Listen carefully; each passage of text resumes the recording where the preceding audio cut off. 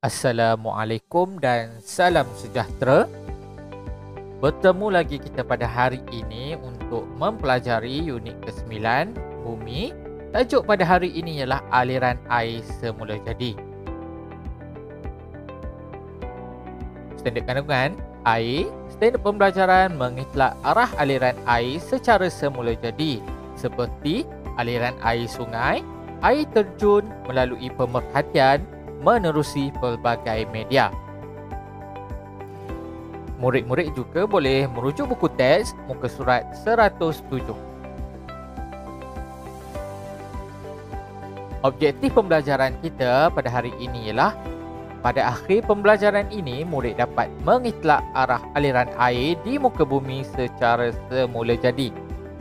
Baiklah murid-murid, kita tonton dulu video yang akan ditayangkan ini.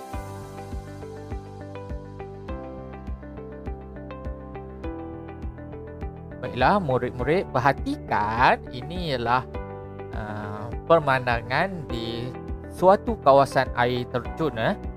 Air terjun biasanya terdapat di kawasan tanah tinggi iaitu kawasan bukit ataupun di kawasan gunung.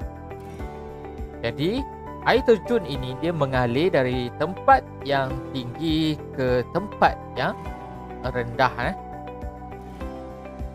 Kemudian dia pergi ke sungai dan sungai pun sama. Air dari sungai mengalir dari tempat yang tinggi pergi ke tempat yang rendah. Dan akhirnya air dari sungai ini dia akan mengalir ke laut.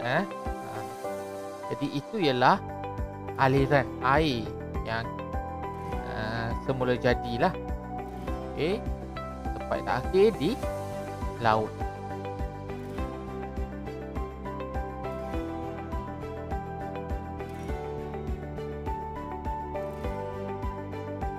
Aliran air semula jadi, kita perhatikan pula gambar ini, gambar rajah.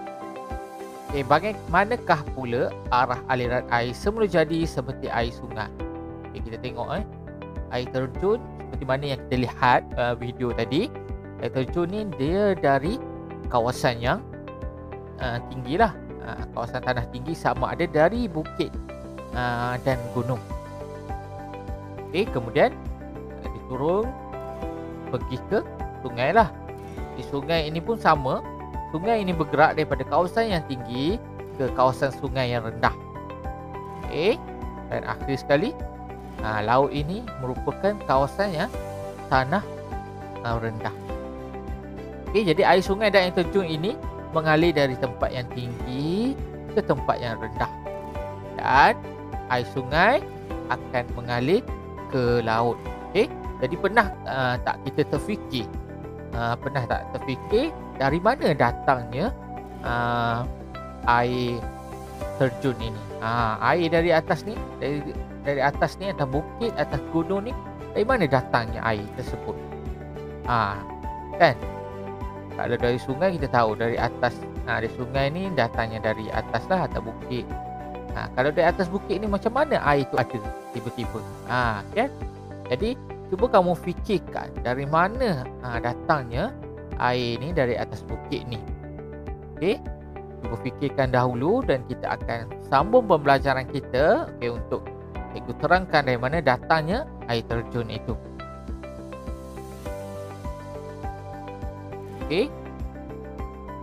Kesan gangguan aliran air. Aliran air ini penting kepada kita lah, manusia yang tinggal di bumi ini.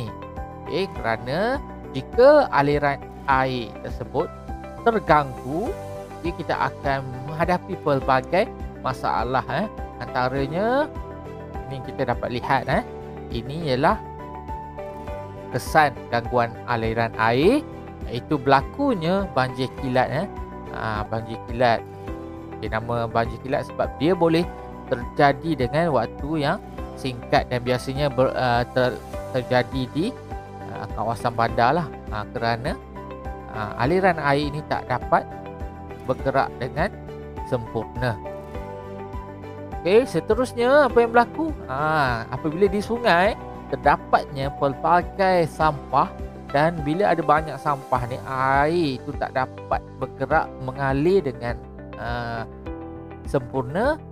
Jadi air tersebut tidak bergerak dan sampai pun tetap berada di sungai tersebutlah, menyebabkan air sungai kita berbau. Okey. Dan contoh lain pula di dalam longkang. Kalau aliran air dalam longkang pun tersumbat, tak bergerak, apa berlaku? Berlakunya pembiakan nyamuk. Nyamuk tutuplah tempat macam tu untuk membiak. Baiklah, latihan pada hari ini buku aktiviti halaman 66 hingga 67. Okey, arah aliran air semula jadi. Okey, lakarkan anak panah dengan warna biru untuk menunjukkan arah aliran air yang betul. Jadi kamu tunjukkanlah menggunakan anak panah yang berwarna biru. Dan kemudian lengkapkan ayat ini. Okey. Dan kemudian muka surat 67, padankan situasi dengan kesan yang akan berlaku jika aliran air terganggu. Padankan dan lengkapkan ayat di bawah ini. Jadi itu saja pada hari ini. Sekian, terima kasih. Jumpa lagi. Bye.